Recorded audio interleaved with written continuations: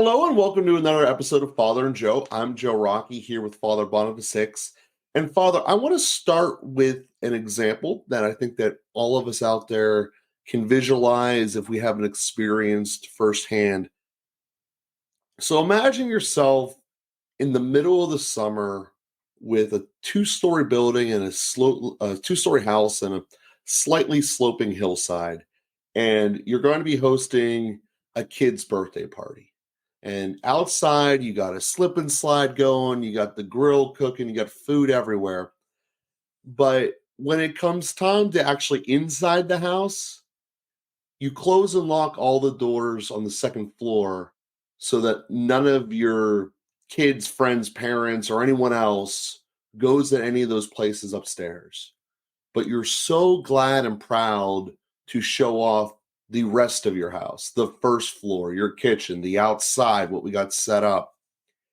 And I show this example for a lot of reasons. First off, the kids at the party don't really care. They just want the burgers, the pizza, and the slip and slide, right? But when we look at ourselves being the one hosting it, we're cool showing that stuff off. But we lock away the spot where we sleep at, the bedrooms and all that upstairs intentionally. And I bring that up as an example because I think we've all been there, or at least have experienced it, and draw that directly to how we are with essentially presenting ourselves to other people in relationships, including our relationship with God. There's some parts of us that we want to show off, we want to present, but I don't ever want anyone to see this thing, or I don't want anyone ever to know about that. And I wanted to first start talking about that core concept of, is it right? Is it smart? Is it smart or strong to push things away that we're not particularly happy or proud of? And then secondly, what does that do for us in our relationships moving forward? So a little bit of a compounded question there, but I think that you get the analogy and what I'm trying to say. Yeah, I really like I like what you're doing there, Joe, and I will just add a dimension to it. So, uh, blocking off the upstairs, which we could say is, or even parts of the house, we do that for different reasons, right? I mean, there's something about the intimacy of our bedrooms, for example, that's not for everybody. It's not a Mhm. matter of hiding away something we're ashamed of. It's a matter of keeping sacred something that doesn't belong to everybody.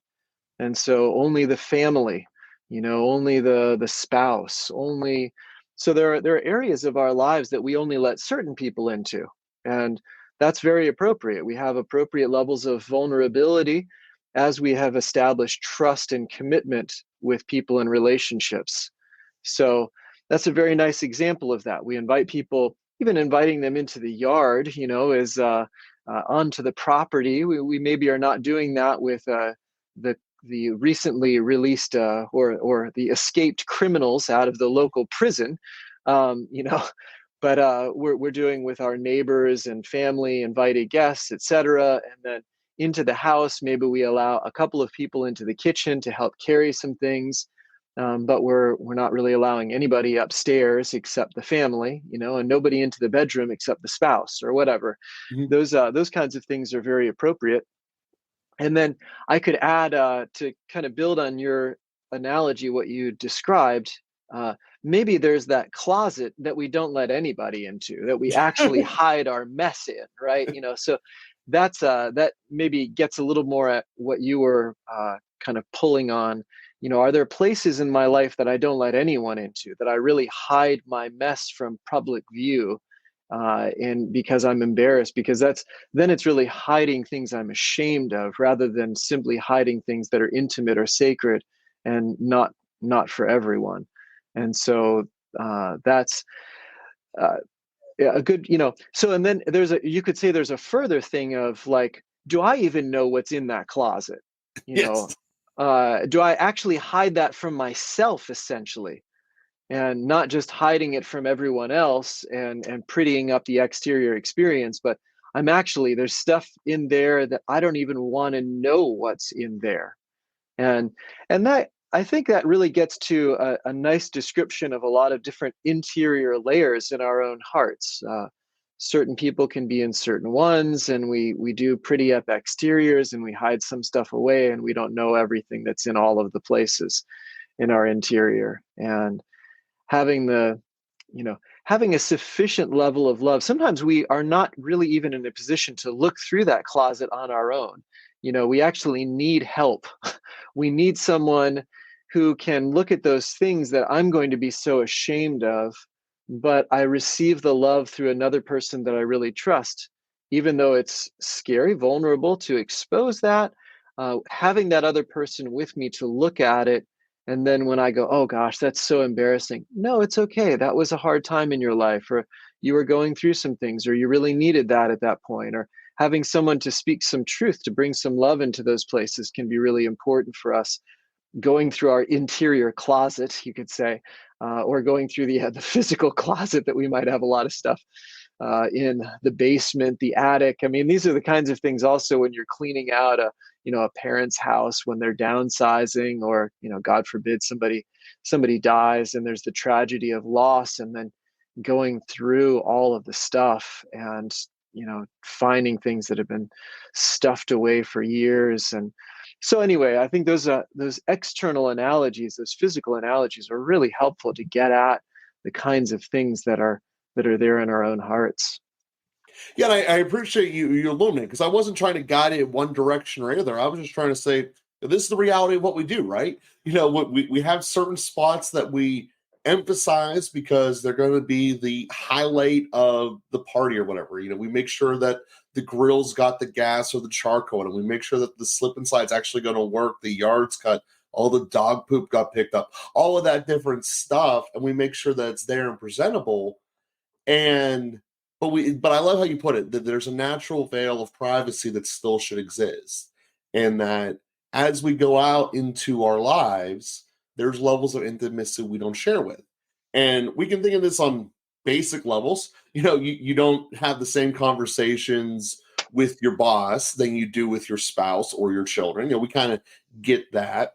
And where I wanted to take this to with the next step was with our relationship with God, because should God be invited into all of the personal spaces, into the bedrooms? Should he be with us to help guide us to clean out the dirty closet? Again, everything's been stuffed into and the door barely closes. Like, where does that element, and how do we make ourselves, that's a two-part question, make ourselves more comfortable having the discernment of who should be in there, and then once we decide someone should be allowed in, to actually let them in, because there's certainly a problem of I want to let people in, but I don't know how, or I'm so used to shutting everyone out, I'm going to keep doing it.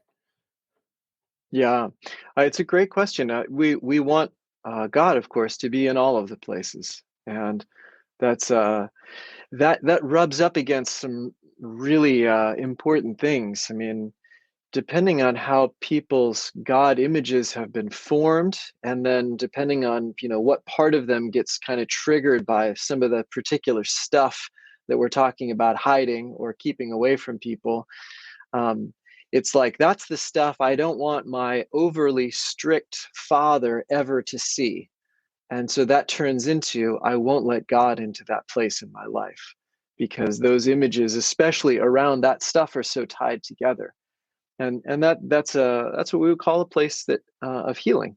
That's a place that, and it's the kind of thing as a spiritual director that I'm into a lot. So the places that one can bring a spiritual director into are the places that one can bring God into. So that's there's a very immediate connection, and that's true to a certain degree with others who really represent, for priests in general. I'm a spiritual director. I'm also obviously a priest and a monk, but those people who represent God in a particularly strong way, um, when we can let them in, then that has a way of sort of letting God into those places. But for the same reason, when hopefully those people have not hurt you or someone else, although that has happened, of course, the clergy abuse problems are in part so devastating because it really affects people at the deepest level. If you can't let God into a place in your life, that's really significant. Uh, he is the one who should be welcome everywhere, and that's what we're working towards. That's often the way I define holiness is bringing our whole life into relationship with God, or we could say letting God into every area of my life.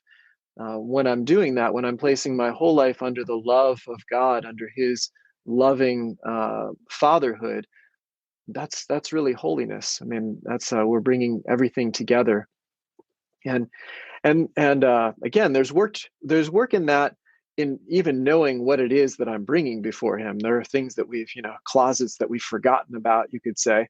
But then it's also work if my image of God is such that it's really hard to let Him into those places because He's so closely united with other people in my life. I would not let into those places.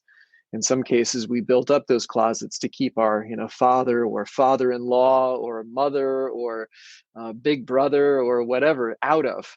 And so I'm certainly not going to let God into those places. That's the kind of spontaneous reaction that comes out of us, and helping to tease apart God from some of those relationships so that we can really allow God into all of those places, because He is the one who loves us unconditionally. He is the one that can see the mess and help us to sort through it. He is the one who can uh, help us to accept that I have those messes in my life, and still He has hope in me and will help me to become a saint. So God is the one that we want to invite into all of those places. Yeah, and I love that. I know that there's going to be out there a little bit of a thought of saying, on the one hand, hey Joe, that's awesome. I only have so much time to set up for this party. So like how am I going to have everything all propped up and prepared to be on full display? So I think that there's the one element of that, and I certainly appreciate the answer of the way that we view God can certainly affect the way that we impact the world.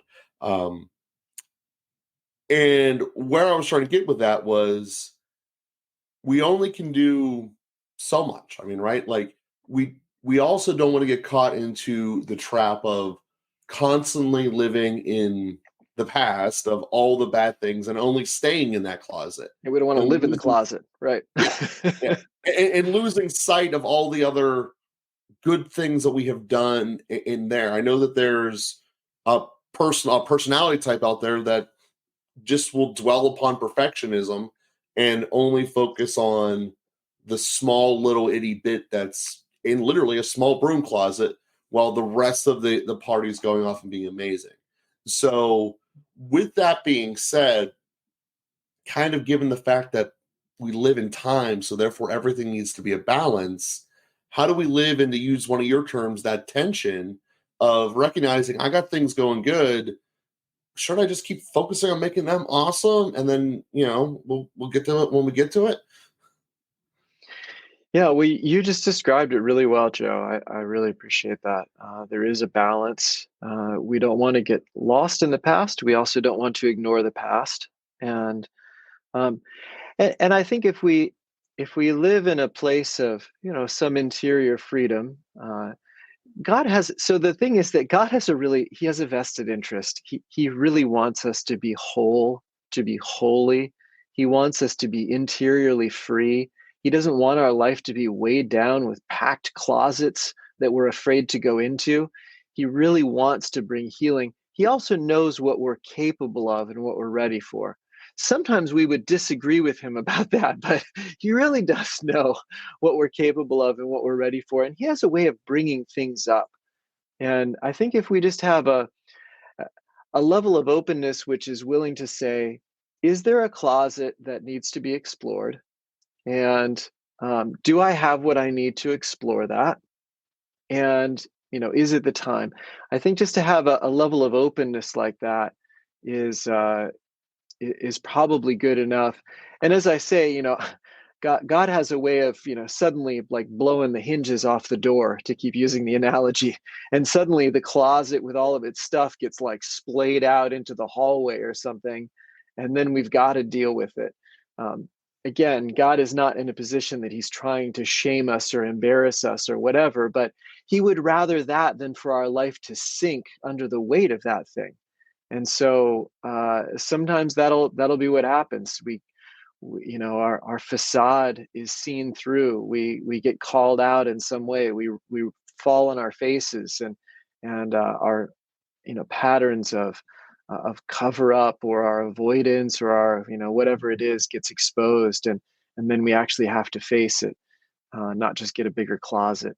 Although sometimes that's the kind of thing we do. So, but the point is that God really, he wants to help us. And so what are the things that we should do? We should have sufficient relationships so that more and more the love of those relationships becomes unconditional and committed, and is able to sustain us even if we expose some places of pretty deep shame, pain, in our lives. So we should keep building good, healthy relationships. We should have a life of prayer that's really getting to know who God actually is, rather than some of the ways that he flows together with other God images, and that's ready to call on him as things come up, and that's ready to trust him that he's not trying to ruin our lives, but he really is there to help us and make us holy. And so a regular prayer life, and of course that includes the sacraments, confession, the Eucharist. Our church community is important, and then a time of personal prayer. Reading scripture is very helpful. So just to say, if we have some of those elements that are things we've talked about many times on this podcast, and things that are always coming up, but they have a reason. It's not just a matter of checking boxes in order to satisfy the deity or something like that. It's there's a structure of support, of love, of trust, that gives us the strength that we need to explore some of those deeper and more painful areas in our life. And then which one do we explore first? Well, whatever's coming up, and that generally comes out in relationships.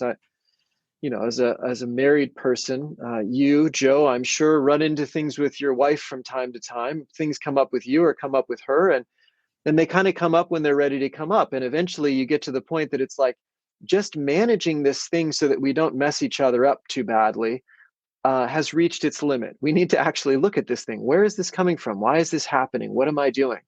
And then that leads us into, I'm living out a pattern that I developed when I was 5, when I was hurt in this way, when I was neglected, when I tried to compensate for my own weaknesses, when and then that pattern emerges, and say, well, let's really look at this, and where was Jesus in this? And let me share this experience with you. And we talk through it, and we pray through it, and and then things have a way of changing a bit, growing, developing, healing.